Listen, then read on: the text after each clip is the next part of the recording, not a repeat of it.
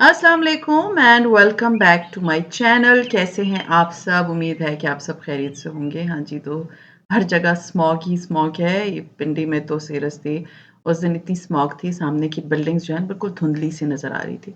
But आज सुबह जब मैं उठी तो काफ़ी बेहतर था। खैर, आज का जो व्लॉग है वो 2 दिनों पर मुश्तमिल है, तो आप लोग मेरे 2 दिन की रूटीन देखेंगे और आज मैं एक बहुत इम्पोर्टेंट टॉपिक पे बात करूँगी। With the passage of time जब हम बड़े होते हैं, हमारी मतलब लाइफ में बहुत सारी चेंजेस आती हैं, तो कौन-कौन सी चीज़ें हैं जो आई थिंक आफ्टर 30 इयर्स मैंने क्विट कर दी थी। क्विट इन अ सेंस कि मैंने उन चीज़ों को प्रेफ़रेंस देना छोड़ दी। तो आज वो चीज़ें मैं आपके साथ शेयर करूँगी। If you are in your 20s और if you are in your 30s and अभी तक उसको आप सँभाल के रखें, please quit such habits. Believe me, आपको इतना लाइट फील होगा, आपको अपनी ज़िंदगी में इतना सुकून फील होगा। So let's get started. सबसे पहले सबसे इम्पोर्टेंट चीज़ जो आई थिंक 90% ख़वातीन का मसला होता है, 10% पतली होती हैं, बाकी सब जो है ना मोस्टली ख़वातीन जो है ना वो चबी होती हैं। शादी के बाद आपका वेट पुट ऑन हो जाता है। कोई मुझे बताता है कि मेरे 30 केजीज़ पुट ऑन कर लिया फर्स्ट बेबी के बाद, कोई मुझे बताता है 20 केजीज़ पुट ऑन कर लिया। कोई मुझे कहता है आपका वेट कम हुआ है, आपने 1 साल में क्या किया है, तो मेरे साथ शेयर करें। वो तो मैं आपके साथ ना एक प्रॉपर एक वीडियो बनाऊँगी कि किस तरह से मेरा वेट कम हुआ है और क्या रीज़न्स हैं और किस तरह से मैंने वेट कम किया। बट आज मैं बात करूँगी कि मैं ना जब मेरी शादी हुई थी तो मेरा जब पहला बेटा पैदा हुआ, तो मैंने इतना बहुत सारा वेट पुट ऑन कर लिया था। मैं इतनी मोटी हो गई थी, almost 25 to 30 KGs. And 25 to 30 KGs जब आप पुट ऑन करते हो ना, तो आप जैसे पहले ही खूबसूरत लगते हो। मुझे तो अपना आप लगता था मैं पता नहीं क्या बन गई हूँ, बहुत मोटी हो गई हूँ। बट मुझे सब बोलते थे नहीं तुम ठीक लगती हो, तुम इतनी बुरी नहीं लगती हो और ये कपड़े तुम पे अच्छे लगते हैं। बट मुझे अपना आप अच्छा नहीं लगता था। यू वोंट बिलीव कि मैंने ना वो सारा टाइम सिर्फ डाइटिंग करने पे गुजारा। मेरी एक फ्रेंड है, वो मेरा व्लॉग भी देखती है। Her name is Shahida and I still believe कि हम खारियों में होते थे और वो मुझे डाइट प्लान बताती थी और मैं उसे डाइट प्लान बताती थी।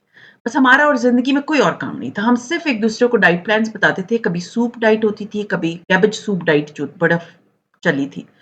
वो डाइट थी, एटकिन्स थे, वेट वॉचर्स था, कैलोरी काउंट था। पता नहीं कौन-कौन सी डाइटिंग्स हैं जो हमने नहीं की। बट मेरा तो वेट ख़ैर बस कम होता था, फिर ठीक हो जाता था, कम होता था, फिर ठीक हो जाता था। सो फिर ना मैंने क्या किया कि जब मुझे like with the passage of time आप थकने लगते हो यार, मेरा वेट ही नहीं कम हो रहा। तो then I quit caring about my weight. हाँ, मुझे होता है कि हाँ, आपका वेट कम होना चाहिए, प्यारे लगते हो। बट उसकी जितनी टेंशन में आपको भूख लग रही होती है ना, तो उससे बहुत बेहतर है कि आप उस चीज़ के बारे में ध्यान मत दो। तो मैंने अपनी लाइफ़ से ना ये डाइट को मैंने निकाल दिया। बस मैं ये करती थी कि मैंने अपना एक टाइम रख लिया कि मैं इतने बजे के बाद नहीं खाऊँगी। मैं इतने बजे के बाद मतलब मैं इतनी देर की वॉक करूँगी। बट वो जो डाइट्स थी ना कि ये भी नहीं करना, सूप डाइट है, हाय अल्लाह जी! वो 7 दिन की डाइट थी, वो दिन ही नहीं गुज़रते थे। तो एटकिन्स है तो आपने ये सिर्फ़ प्रोटीन्स खाने तो then I started eating everything. Seriously मैं कोई 10-12 साल डाइट पे रही हूँ। एंड मेरा वेट नहीं कम होता था। और फिर मैंने जो है वो इस चीज़ को क्विट कर दिया। फिर मैंने टाइमिंग्स रख ली, मैं इतनी देर में खाऊँगी, इतनी मतलब इस टाइम के बाद नहीं खाऊँगी और खाऊँगी मैं हर चीज़। थोड़ मैं वॉक भी करती थी और मेरा वेट कम होना शुरू हो गया। सो जिस चीज़ को आप जितना अपने मतलब इसका मोरल ऑफ द स्टोरी ये है कि जिस चीज़ को आप जितना अपने सर पे सवार रखते हो ना, वो चीज़ कभी भी नहीं होती। मतलब जिस चीज़ की आप टेंशन लेते हो, मतलब आपको टेंशन लेनी है कि मैंने वेट रिड्यूस करना है और आप उसकी टेंशन में खा रहे होते हो। सो इस चीज़ को मैंने अपनी ज़िंदगी से बिलीव मी बिल्कुल ऐसे टाटा बाय-बाय कर दिया। अब ये है कि I am eating everything, almost everything. But मैं अपने टाइम के अकॉर्डिंगली खाती हूँ काफ़ी अरसे से। मैं बहुत लेट आवर्स खाना नहीं खाती और ये बस मेरी हैबिट बन गई है। मेरी बॉडी इस चीज़ को एक्सेप्ट ही नहीं करती कि मैं बहुत लेट कुछ खाऊँ। और मैं कॉफ़ी पीती हूँ, मैं ब्लैक कॉफ़ी बहुत पीती हूँ। अभी वैसे भी विंटर स्टार्ट हो रही है, so I will start taking the black coffee. तो सबसे इम्पोर्टेंट चीज़ ये है कि आपने वो दुनिया के गम छोड़ के सिर्फ़ एक गम पाला होता है कि मेरा वेट कम नहीं हो रहा। तो उस वेट कम नहीं हो रहा को टाटा बाय-बाय कर दें और अपने आप पे तवज्जो दें, आप खुद पतली हो जाएँगी। फिर जो चीज़ मेरी ज़िंदगी में बहुत थी वो ओवर अटैचमेंट थी। वो ओवर अटैचमेंट क्या थी? ये मेरे बेटे की फर्स्ट बर्थडे का सूट है, वो मैंने रखा हुआ होता था। ये मेरी बेटी के पैदा होने के कपड़े हैं, बेटे के पैदा होने के कपड़े हैं, ये उनका जो है ना फर्स्ट ड्राइंग है, ये मेरी बेटी की मतलब ये फर्स्ट डॉल थी। लाइक तलाल के ये जो है वो फर्स्ट जो-जो काम मेरे बच्चों ने किए थे, उन सबको मैं ना एक बॉक्स में डाल के रखती एंड उनका फर्स्ट रिज़ल्ट से लेके पता नहीं किस क्लास तक के रिज़ल्ट्स, हर चीज़ को ना मैंने लाइक ओवर अटैचमेंट थी मेरी उनके साथ, मैंने उनको सँभाल के रखा था and seriously with the passage of time I was thinking कि ये कितने अरसे मैं इसको अभी चलाती रहूँगी इसको मैं लेकर जाती रहूँगी और ये चीज़ बहुत सारी मदर्स में होती है। क्योंकि आपको अपने बच्चों से बहुत प्यार होता है ना, तो आप उनकी चीज़ें सँभाल के रखते हैं। But with the passage of time ना उन चीज़ों को लेट गो कर देना चाहिए। वो ओवर अटैचमेंट्स चीज़ों के साथ ख़त्म कर देनी चाहिए। सिर्फ़ ये नहीं है कि ये मतलब मैं कहूँ कि मेरे बच्चों की चीज़ें हैं।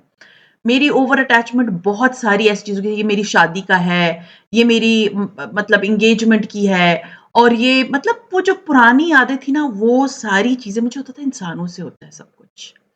और मतलब अभी मैं ये सोचती हूँ, आप ये चीज़ें सँभाल के क्या करेंगे? आप अपने ऊपर ओवरबर्डनाइज़ कर रहे हैं इस चीज़ को अपने माइंड पे सवार कर रहे हैं। आप हर जगह लेके मतलब घर शिफ्ट कर दिया आपने उसको सँभाला हुआ है। फिर उन चीज़ों की जगह भी नहीं रहती आपके घर में लगाने के लिए। अगर आपने पहली कोई पेंटिंग बनाई है, कितना सामान आप अपने घर में रख सकते हैं। तो मैंने जो पेंटिंग की थी या मैंने जो ग्लास पेंटिंग की थी या फैब्रिक पेंटिंग वो सब मैंने पता नहीं and then I was like यार इनकी मुझे अब नीड नहीं है। इनसे जितनी चीज़ों के साथ मेरी ओवर अटैचमेंट है it's better to give to someone जो कि यूज़ करें, ना कि मैं इनको पेटियों में, डब्बों में सँभाल के रखूँ और वो मैं फिर देखती रहूँ, अच्छा जी ये क्या चीज़ है और ये क्या चीज़ है। कल अल्लाह ना करे आपकी ज़िंदगी का नहीं पता, तो वो फिर उन चीज़ों की किसी को कोई अहमियत नहीं होती। तो अपनी ज़िंदगी में उन चीज़ों को जो है ना कोशिश किया करें कि उनको फ़ारिग़ कर दिया करें। फिर लोगों की ओपिनियन अगर कोई मुझे कुछ बोल देता था ना, तो वो मैं अपने सीरियसली सर पे सवार कर लेती थी। अगर किसी ने मुझे बोल दिया कि ये सूट तुम पे अच्छा नहीं लग रहा, तो मैं सोचती रहती थी यार ये शायद शी इज़ राइट या ये चीज़ तुम्हें अच्छी नहीं लग रही। कुछ लोगों को उस वक़्त मुझे ना ये समझ नहीं आती थी कि ये हर फ़ेज़ से हर बंदा गुज़रा होता है। जैसे मैं एक बात बताऊँ कि मैं वन्स आई रिमेंबर मैं कहीं गई थी, तो मुझे किसी ने कॉम्प्लीमेंट किया कि जूते तुम्हारे पैर पे बहुत प्यारे लग रहे हैं।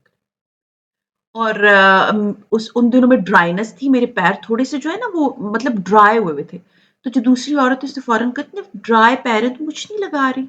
एंड अब तक कि मैं बहुत ख़्याल रखती हूँ अपने हाथों-पैरों का। आई डोंट नो उस दिन उनको कहाँ से वो ड्राई लग गए। आई वाज़ लाइक अच्छा, हाय वो बात मैं सोचती रही कितने दिन और मैं इस चीज़ को अपने सवार कर लेती थी दिमाग पे। अगर कोई बंदा मुझे कुछ भी बोलता था देखिए ये स्टेजेज़ जो आप लोग मुझे सारे डीएम्स करते हैं ना, तो इन सब स्टेजेस से हर इंसान गुज़रा होता है, तभी वो आपको तरीके से आपकी बात का को आपको टैकल करना जानता है। अगर मैं अपनी तरफ से आपको बातें बता रही हूँ कि मेरे साथ वो चीज़ें हुई ही नहीं है, I will never understand your pain और योर सफ़र मतलब जिस तरह से आप सफ़र कर रही हैं, ये मैं कभी भी नहीं जान पाती क्योंकि ये सब कुछ मेरे साथ हुआ है, तो मैं आप लोगों को बता रही हूँ। मैं हर एक की बात को ना अपने दिमाग पे सवार कर लेती, यार उसने इस तरह मुझे बोल दिया, ये फलाँ इस तरह कह रहा है। Believe me after my 30s आहिस्ता-आहिस्ता ये नहीं कि एकदम 30 इयर्स की हुए तो सोचना शुरू कर दिया, नहीं। आहिस्ता-आहिस्ता आफ्टर 30s आई रियलाइज्ड यार इनकी ओपिनियन इतनी मुझे मैटर नहीं करती। ये मुझे कुछ भी बोलते हैं मुझे मैटर नहीं करता। इसलिए मैं आपको बोलती हूँ अगर if you are even in your 20s ना even you are a teenager लोगों की बातें और उनकी ओपिनियंस को ना वो मैटर नहीं करनी चाहिए। उनको अपने सर पे नहीं सवार करना चाहिए। मुझे किसी ने मैसेज करके कहा मेरी नंद जो है ना वो मुझे हर वक़्त टॉन्ट करती है। मैं एक बात बताऊँ उसके टॉन्ट करने का आप पे कोई असर नहीं होना चाहिए। आप अगर खुद को डिग्रेड करना चाहती हैं तो फिर उसकी बातों पे अमल कर लें। But if you think that you are good enough तो फिर that means she is jealous, just jealous. अगर आपको कोई बंदा कोई ऐसी बात बोलता है तो मतलब वो जेलस है। बस इस बात को सोचा करें, oh! The person is jealous with me. That's why ये इस तरह की बातें कर रही हूँ।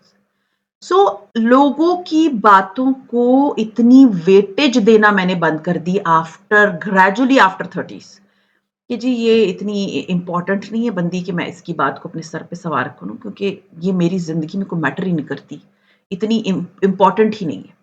सो जब आप अपने दिमाग को ये प्लान करेंगी या इस तरह से अपने आप को ग्रूम करना शुरू करेंगी ना, मेंटली ग्रूमिंग, तो आपको किसी की बात का कोई फर्क नहीं पड़ेगा कि कौन मुझे क्या कह रहा है और कौन मुझे क्या नहीं कह रहा है।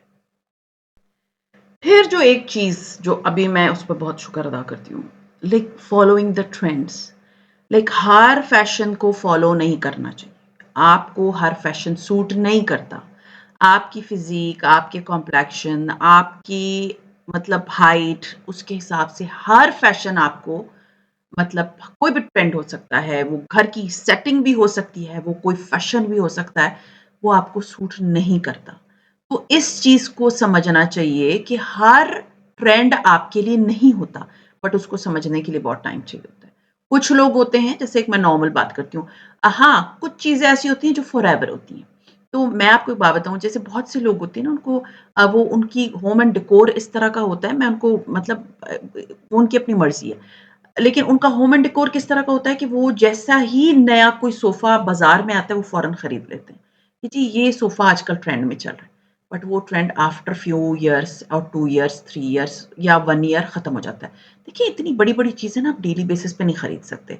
तो करना वो चाहिए जो चीज़ फॉरएवर रहे। जैसे चिनियोटी सोफ़ा है, इट विल रिमेन फॉरएवर। हाँ, बहुत से लोगों को अच्छा नहीं लगता। मैं सिर्फ़ मुझे भी इतना चिनियोट का फर्नीचर अच्छा नहीं लगता, बट मैंने मेरा ड्राइंग रूम का है, मुझे पता है कि ये बहुत सारी चीज़ें इसकी ऐसी हैं जो कि कभी आउट ऑफ फैशन नहीं होंगी, मतलब हमेशा वो ट्रेंड में रहेंगी ही रहेंगी।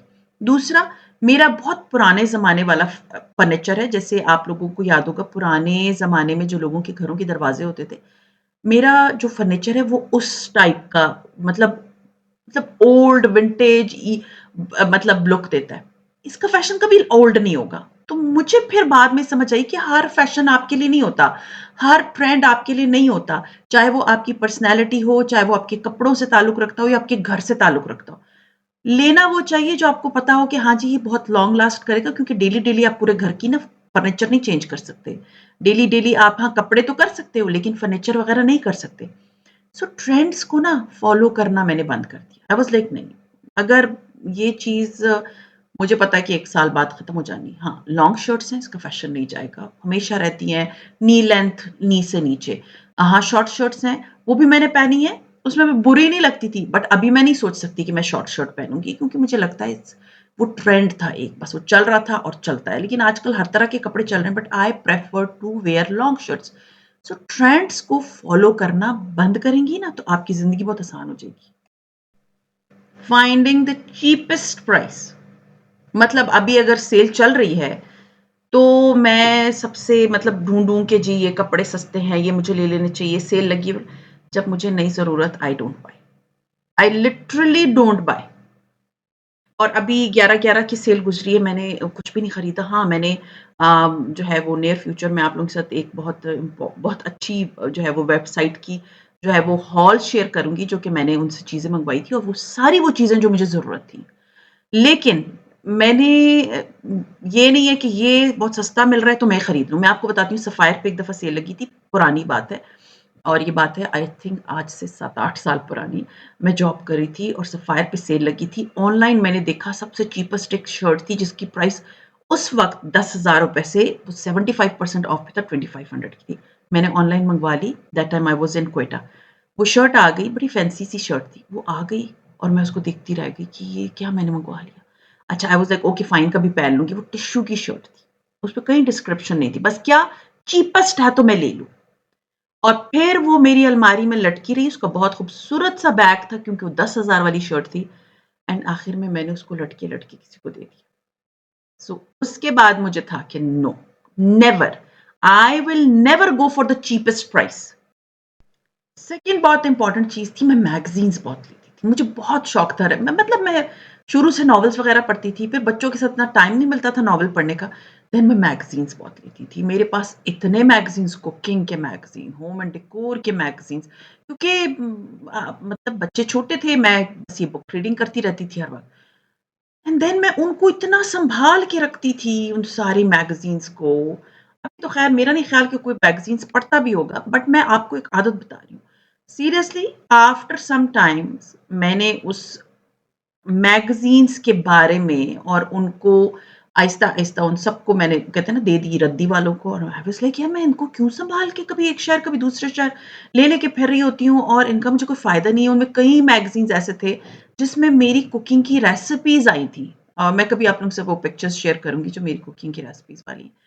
और उस मैगज़ीन में मेरी मतलब मैंने फ़ेसबुक पे अपना पेज बनाया था और उसके बाद उस पेज पे अच्छे ख़ासे मुझे फ़ॉलोइंग आ गई थी। और पुरानी बात है, बहुत पुरानी बात है, और फिर जो है ना मैं वो मुझसे एक खातून थी, वो किसी आई थिंक मसाला मैगज़ीन था। वो मुझसे वो ले लेती थी रेसिपीज़, मेरी पिक्चर लगा देती थी, मैं खुश हो जाती थी। और वो मैगज़ीन्स भी मैंने पता नहीं कितने साल सँभाले हुए थे। एंड आहिस्ता-आहिस्ता मैंने वो सारे मैगज़ीन्स जो है ना अपने घर से निकाल दिए और उनके बारे में केयर करना छोड़ दी। Last but not least, pleasing people. मैंने लोगों को प्लीज करना छोड़ दिया। आप किसी को खुश नहीं कर सकते, आप सबको एक वक्त में खुश नहीं कर सकते। मतलब आप चाहे जितनी कोशिश कर लें, आपसे कोई खुश नहीं हो सकता।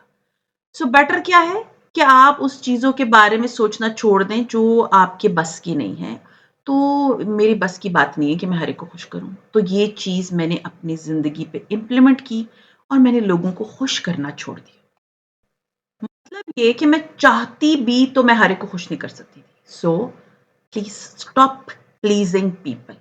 आपसे कभी भी दुनिया का हर बंदा खुश नहीं रह सकता, और एक बात याद रखें कि वो बंदा बहुत बड़ा मुनाफ़िक है जिसके कोई दुश्मन नहीं है, ठीक है? जो मुस्कुराते हुए चेहरे हर वक़्त मुस्कुराते हुए चेहरे होते हैं ना, उनसे बड़ा मुनाफ़िक कोई नहीं होता। सो बेहतर है कि अपनी ज़िंदगी को आसान बनाएँ और लोगों को खुश करना छोड़ दें, अपने आप को खुश रखें। तो आते हैं व्लॉग की तरफ। ये नेक्स्ट डे है और मुझे जो है ना मैंने माँ जी की रसोई से जो है ना वो बहुत ज़बरदस्त किस्म का खाना ऑर्डर किया था।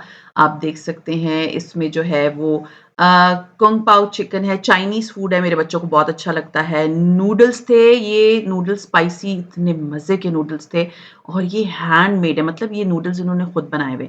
इसके अलावा विंग्स थे और चाइनीज़ राइस थे, मंचूरियन था, इतने मज़े का इनका फूड है। आप लोगों को याद होगा इन्होंने पहले मुझे एक पीआर भेजा था। Now I was like it's better to place an order. और ये कुन पाव चिकन है, ये इनके नूडल्स हैं, ये है इनका मंचूरियन और ये है चाइनीज़ राइस और वो हैं विंग्स। सीरियसली बहुत ही मज़े का खाना था, बहुत ही यम्मी किस्म का खाना था और मुझे कुछ नहीं करना पड़ा और मेरे घर में खाना खुद ही आ गया था और मेरे बच्चों को, मेरे हस्बैंड को, हर एक को खाना बहुत मज़े का लगा था। कॉन्टैक्ट डिटेल्स मैं सारी दे दूँगी, आप लोग इनसे ज़रूर ऑर्डर करें, सीरियसली इनका खाना नो डाउट। एंड जो नूडल्स थे ना, वो तो आप सोचिए कि 2 दिन तक, क्योंकि बहुत ज़्यादा मँगवाए थे हमने, हम 2 से 3 दिन तक मैं और मेरी बेटी जो है वो खाते रहे। वो जितने दिन गुज़र रहे थे, वो बहुत मज़े का बनता जा रहा था क्योंकि उसके फ्लेवर्स निकल के आ रहे थे। सो ख़ैर आप लोगों को जो डिटेल्स चाहिए नीचे मैं दे दूँगी। उम्मीद है कि आज का व्लॉग आप लोगों को अच्छा लगा होगा। अच्छा लगता है तो लाइक कीजिए, सब्सक्राइब कीजिए एंड शेयर कीजिए with your friends and family, and see you inshallah ta'ala in my next vlog. Till then, take care and Allah Hafiz.